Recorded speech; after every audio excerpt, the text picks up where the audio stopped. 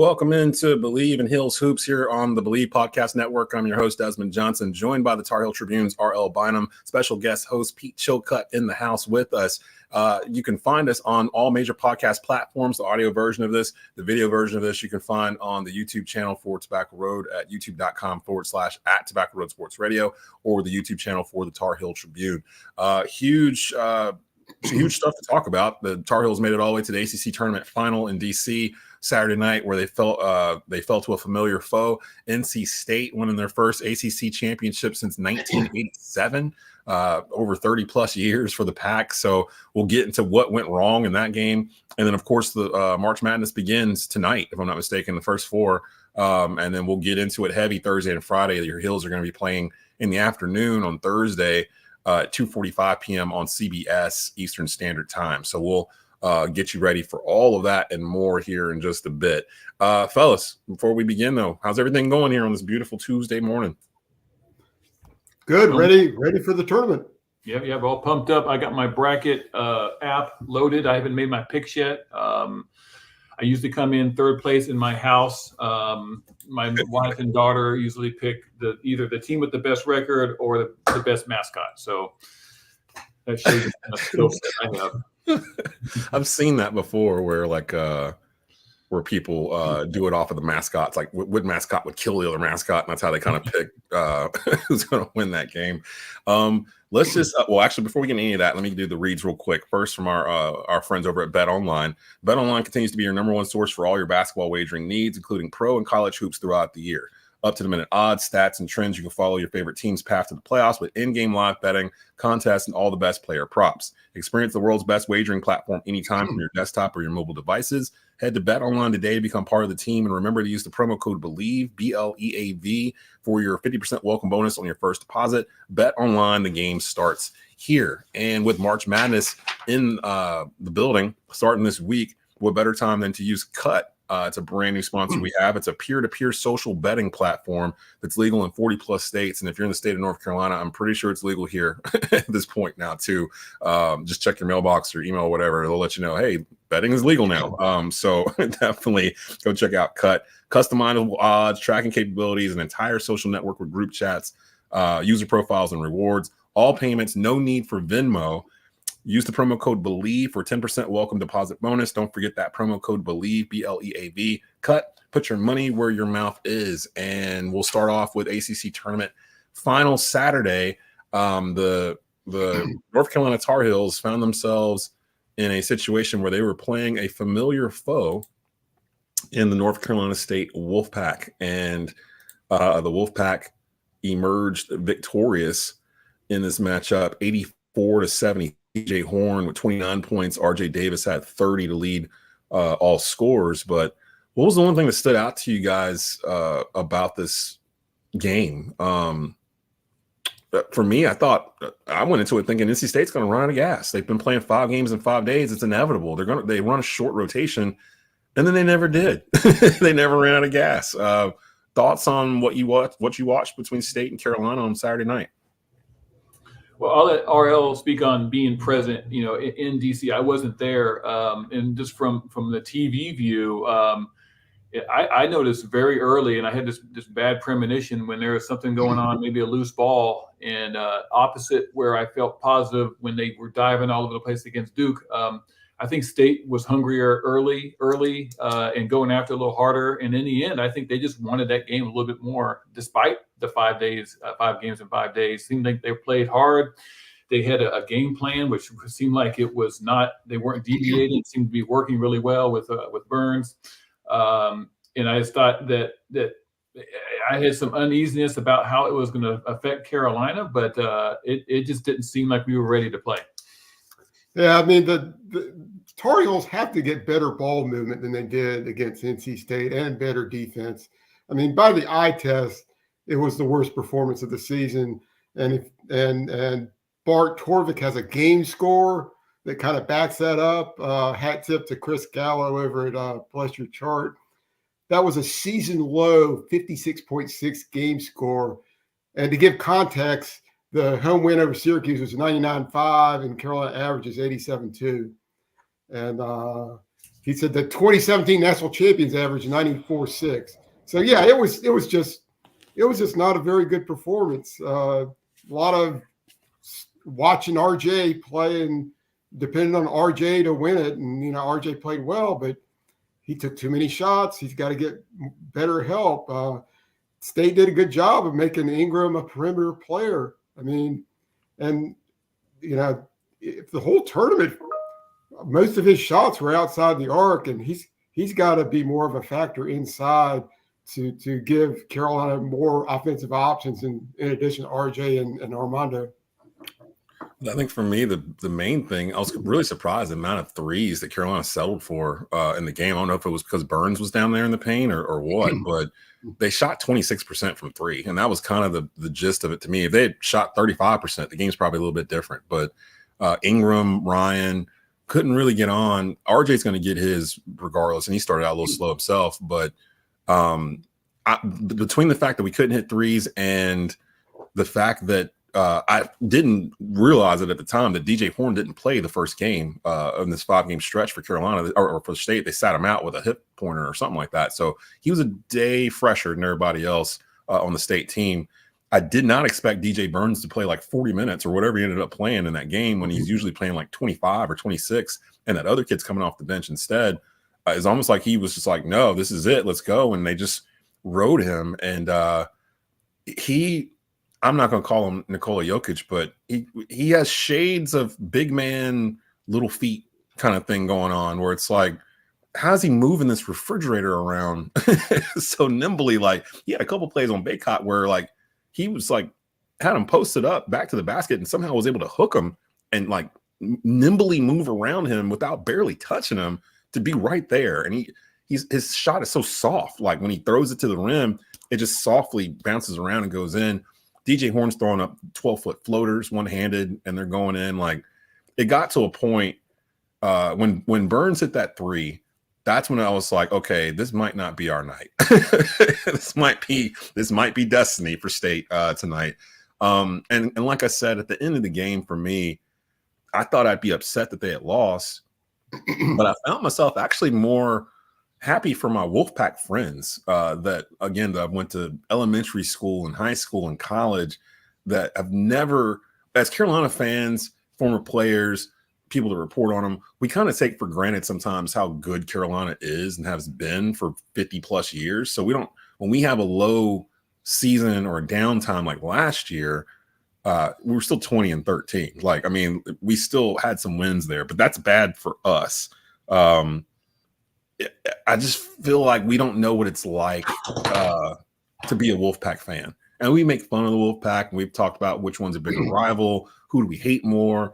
This week told me I hate Duke fans more. Something's happened where it used to be I didn't respect State at all, and I respected Duke because of them winning or whatever. But for the past 2 weeks, something has happened, and it's not the team, it's really the fan base, where that's flipped for me, and I have more respect for State right now than I do for Duke, because I feel like this Duke fan base is making excuses for their team over the past couple of weeks when all of us have said, it ain't just me, all of us have basically said, this Duke team needs a rim protector. This Duke team is quote unquote soft. They don't like physical contact. Like watching Duke play State Thursday night, it looked like they were ready for the season to be over. Like watching them play. How confident are you in Duke to advance here in March as we start talking about the March Madness seedings and where they are? Because they're in the South, if I'm not mistaken, with Houston. Yeah. I don't know. Duke just doesn't have, I guess the cliche is a bus driver.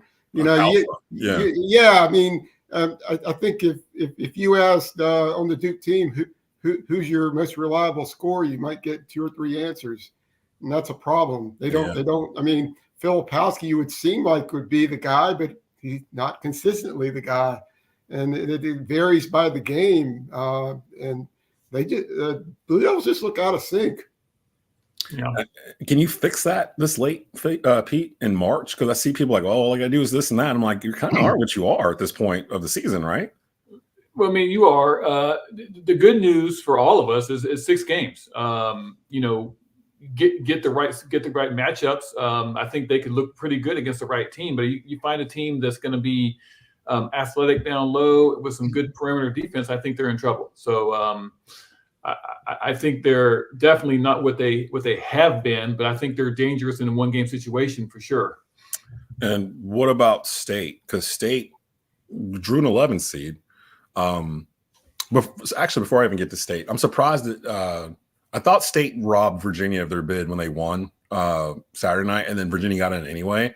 I was shocked that Clemson got in, and a 6 seed at that. Like if they got in, I thought it'd be a lower, like a double-digit seed. But it looks like the committee really took into account non-conference schedules and wins on the road more than anything else. It feels like, because Clemson got in, but you got teams like St. John's and some others that had legit gripes to maybe need to get it. Wake Forest, although Wake Forest, to be honest, you got to win some of these games, man. Like after you beat Duke, you can't lose like your next 3 or whatever and expect to still get into the tournament.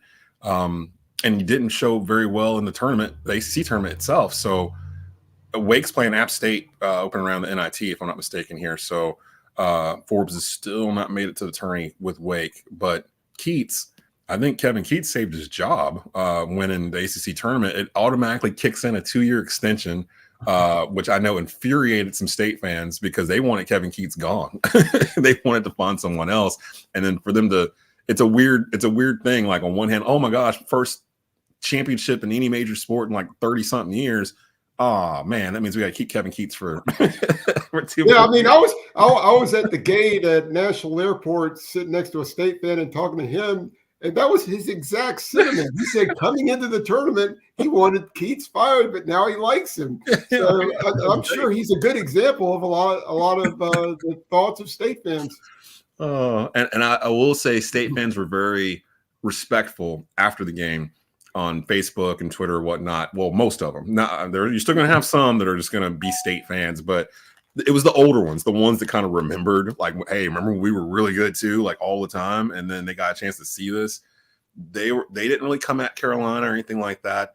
And I do like the fact, I love the fact that was the first ACC tournament final with 2 black head coaches meeting each other for the first time. We're in 2024, and we finally got here, and it was Carolina and State. And that, to me, that was, for me personally, I was like, okay, I can't really be mad at Kevin Keats for winning this. Like this, if it had to go anywhere, I'm glad it went to Kevin Keats, because I like Kevin Keats. I've spoken to him before. I've interviewed him. He's a really good guy. But I do feel like sometimes that he still recruits as if he's still at UNC Wilmington and not at NC State. And we've talked about it on this show, and I've talked about it with David Glenn as well, where I feel like NC State's like the sleeping like giant. Like if they can just figure out NIL and how to do this to bring in players, you've won 2 national championships. I mean, you're in the same level as like a Indiana or a Louisville or teams that have a couple but just haven't utilized it. And I know Duke and Carolina are right up the street, but State, you got Adidas money. I mean, like there's just stuff that they could do that they haven't really done yet. And I'm wondering if this will kickstart that. Having said that, are they going to play past Thursday? Because I don't know if I want to pick them. They're playing Texas Tech. And Kerwin Walton. We got people spread out all over the country that used to play here now.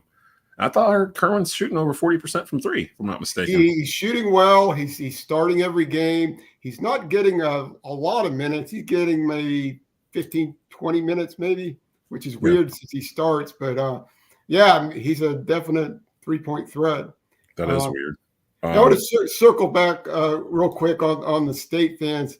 I talked to a member of the basketball support staff, and she told me that some State fans were taunting the parents of the Carolina players toward the end of the game, and so that's just a few State fans, but that was unfortunate to hear. Who do you hate more, Pete? NC State or Duke? Like years later, haven't played in Carolina, in a while, but.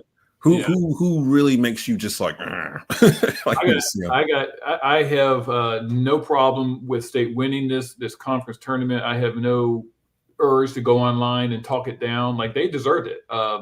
I have a problem with Duke fans and Duke players historically. It has never changed.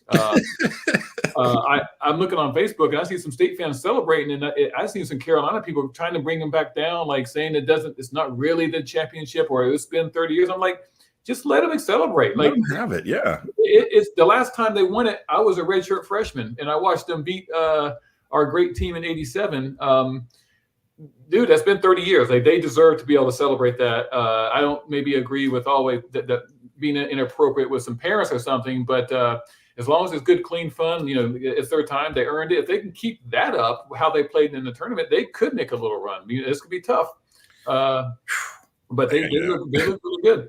They got Texas Tech to open up with Thursday night. If they get past, that's the late. It's like 9:40 on CBS, I believe. And if they get past that, potentially Kentucky in the second round. So if they can get through that, then hey, we'll see. But we get that UNCW mojo with Kentucky going, Hey, I mean, Kentucky relies on threes so much. Every time I've watched them play this year, it feels like they jack like 43s, like as a team.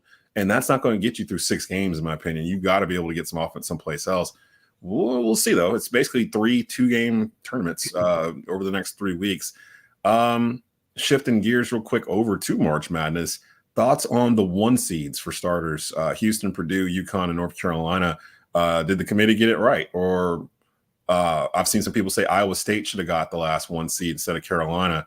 I figured when Arizona and Tennessee both lost before their tournament finals, I was like, that pretty much locks it. That was another reason why I wasn't upset during the ACC tournament, because I'm like, well, our seed is pretty much locked, and we all know where they're sending us. They're going to send us to the West. They're going to put Arizona in there, and they're going to hope that we see them in the Elite Eight. Like, we all know this is going to happen. Literally what happened. So give me your thoughts on the other 1 seeds, and who's the 1 seed that you're just kind of like, they might be the ones that we talk about here in 3 weeks that were just like the best. Well, as far as Carolina getting the 1 seed over Iowa State, the principal reason is Iowa State's non-conference schedule was pathetic, and Carolina's non-conference schedule was good. I mean, Iowa State had a better net, and obviously blew the doors off of then number 1 Houston. Did not expect that. And, but you look at the 2 resumes. That's where Carolina playing a tough schedule really helped, because if that wasn't the case, I think Iowa State would have taken the 1 instead of Carolina. And that would be a world of a bad situation, being the number 2 seed in the East with UConn being the number 1 seed. So that was a huge break. I think the East is the toughest, and they don't want to be there for sure. Houston, I'm really wondering about coming into the tournament, how they'll end up doing. Why is the East? Why did they do this to UConn? Because you're supposed to be the overall 1 seed, right? So you're supposed to have the easiest bracket, which I never really understood how they determine that. But you put the SEC tournament champion in there in Auburn. You put the Big 12 tournament champion in there. You put the Big 10 tournament champion in there. San Diego State and Florida Atlantic are in there. They were in the Final Four with UConn last year. You played San Diego State in the national championship. All of them are in your region, and you're supposed to have the easy region. Like, it's made me feel like the past couple of years, when I go in and make my bracket, and Pete, maybe this will help because you said you hadn't made your bracket yet. I go in and I go, who is the 1 team that would screw up America's bracket if they lost early? Like that, I look at that because the past couple of years, it feels like that can happen more often than not. Last year it was Purdue. They lost to a 16 seed as a 1 seed in the first round, messed up everybody's brackets within the first 2 hours of the tournament starting. And I'm looking at UConn, because everyone is picking UConn to win. But didn't UConn just lose a game like a week or so ago? Or was it? No, I think that wasn't UConn that lost that game. It was Purdue. Purdue lost the game. They got beat in the semifinals. Yeah, UConn actually won the Big East tournament, didn't they? Yeah. Right.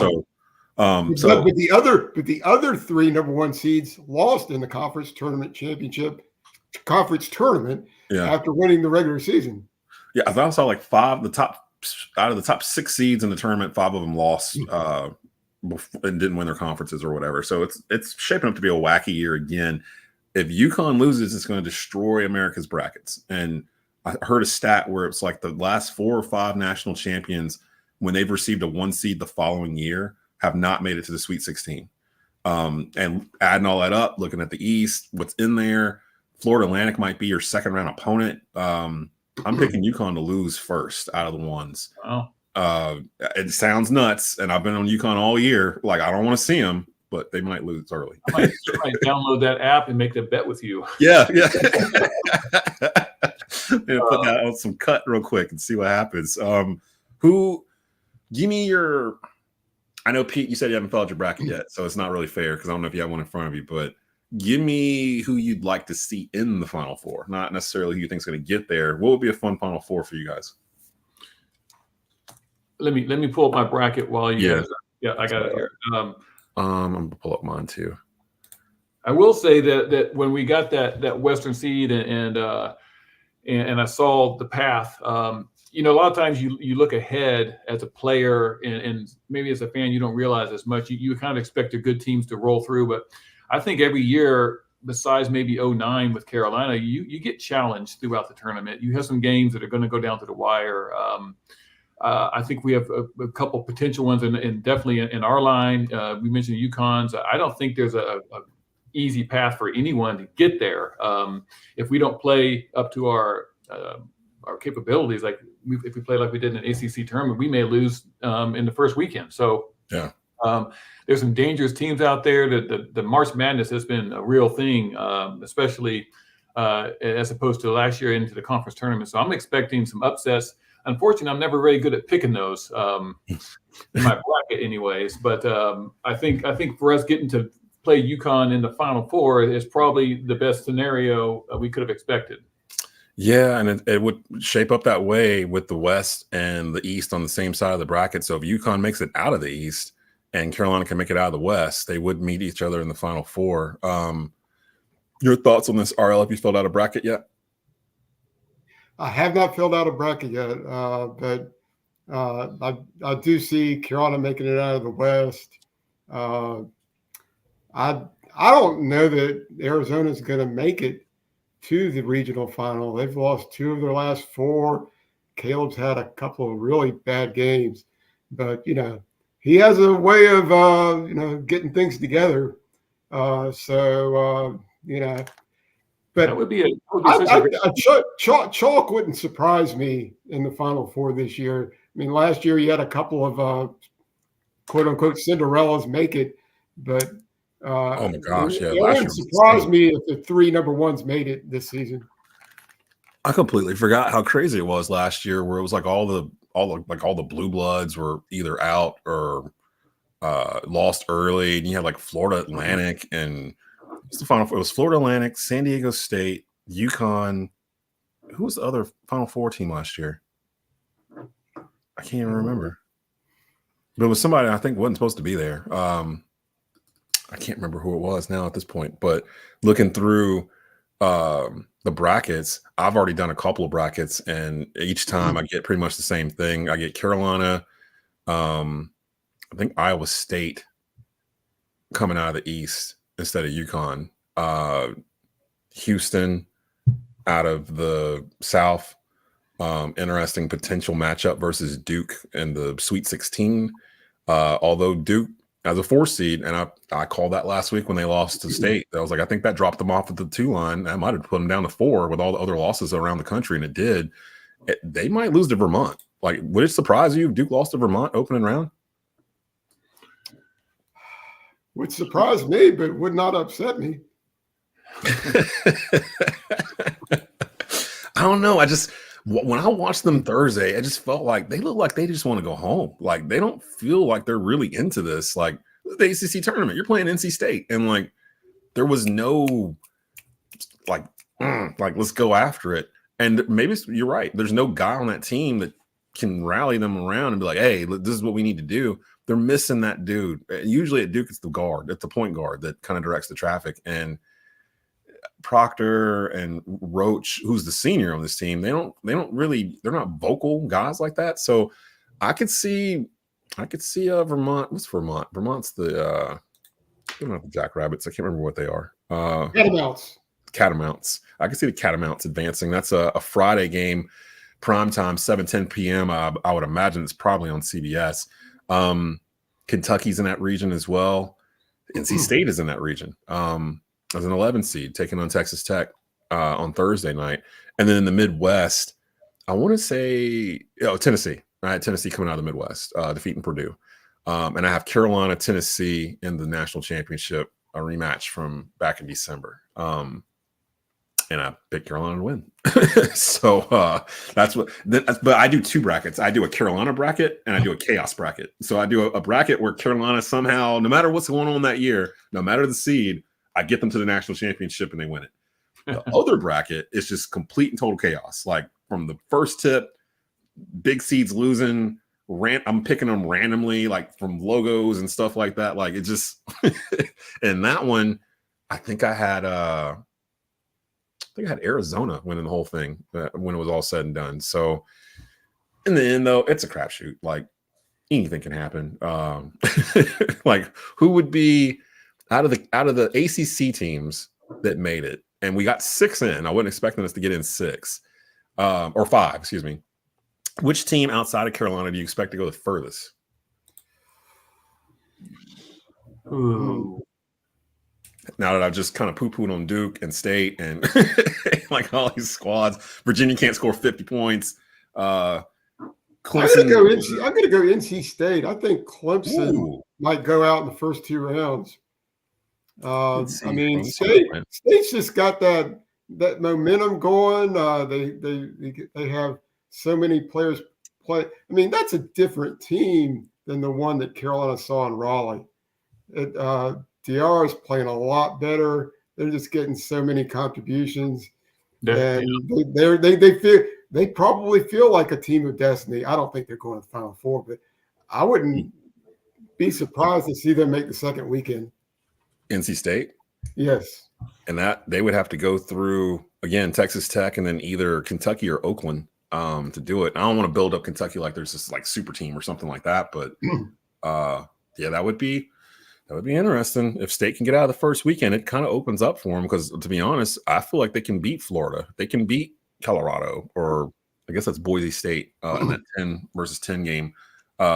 Marquette, who's the 2 seed in this region, Western Kentucky, who's the 15 seed. They would be dealing with that pod down there if they can get out of the opening weekend. So interesting. What do you think, Pete? Out of Duke, State, Virginia, Clemson, who do you think goes the furthest? Yeah, I have to say probably, unfortunately, I think Duke will probably get a couple wins. I'd like to say I probably won't pick them in my bracket, but I think if I'm betting with my mind, I think they're probably going to pull it together for a little while. Anyways, I think the key to getting them on the ropes is just keep it close for any of these teams. And I think, and especially the second round game, that could happen. But I'd like to say State. I think that momentum they have is amazing, but that's just hard to carry over from tournament to tournament. It really is. I was going to ask you about that because I got asked that question on a show, I think yesterday, where someone brought up the idea of momentum. And I was like, honestly, momentum to me is a fan thing. Like fans think more about momentum than players because it's hard to carry it over when the next game is almost a week away. Like it's just football players are here to say it all the time. That it's like, we're not even thinking about that. When the ball gets snapped, we're not thinking about momentum or anything of that sort. And I'm glad you actually said that it's really hard to keep it going. And you look at that one banked-in 3-pointer at the end of regulation against Virginia. Yeah. If that doesn't go in, they're going to the NIT. And I would think Carolina would have had a lot easier time beating Virginia than NC State. I agree. Much easier. I think they would have coasted against the Cavaliers. Now, do you know the whole thing about whenever Carolina wins the ACC tournament, they haven't won the national championship, like the last 4 rings or whatever. Did that enter your mind at all when the game was over? You're like, well, we still got this. Like, we still got this weird stat. But I'm not sure there's any logic. I mean, there's some history there. Made me feel better, and maybe hey, look, we can't do now. They didn't do it either, but I don't think there's any direct tie, obviously, to that. But yeah. There is. No, it is a fact that the last 4 national champions won the regular season and didn't win the tournament. Yeah. The last tournament we won was 2016, and we didn't win the national championship. We lost the Vader to Villanova. We should have. We should have. Shout out to Marcus Page, who probably has the second most iconic shot in Carolina history, and we're not going to really remember it because it didn't win the game in the end. A double pump 3-pointer to take the lead. But they They redeem themselves the next year. Yeah, I mean, there's only twice that Carolina's won the ACC tournament and won the national championship, 57 and 82. In those years, you had to win to get in the tournament, right? So not 82. Well, but 82, they had already expanded a little bit, didn't they? Yeah. Yeah. So, but 57 definitely. And beat Wilt Chamberlain in Kansas in triple overtime. So, which really started the ACC, in my opinion, in terms of national recognition or whatnot. This league's gonna look so different next year. I keep forgetting Stanford's coming in here, and can't wait for those matchups with SMU. Wow, those 10 o'clock tip-offs at Stanford. So we'll see how all this plays out. But tournament starts this week. Carolina plays at 2:45 p.m. on CBS. They will take on the winner of Wagner or Howard, if I'm not mistaken. Right. And then after that, they would play. If they win, they would play after that on Saturday against the winner of the 8-seed Mississippi State and the 9-seed Michigan State, which is interesting. Both teams pose interesting matchups here. So 2 games for Carolina. Jackson Wojcik's father is an assistant coach at Michigan State. That's right. So the storylines are there. And I look through the bracket for Carolina. I mean, Alabama's the 4-seed. St. Mary's is the 5. Watch out for Charleston, the 13 seed, because I do work for North Carolina A&T, and they're in the CAA. So I've done a couple of Charleston games. They're pretty good. They won that conference. So I would not be surprised. I think I picked them to beat Alabama in the opening round. So keep an eye on them. Clemson's in our section. They're the 6th seed. They're taking on New Mexico on Friday. Baylor's the 3.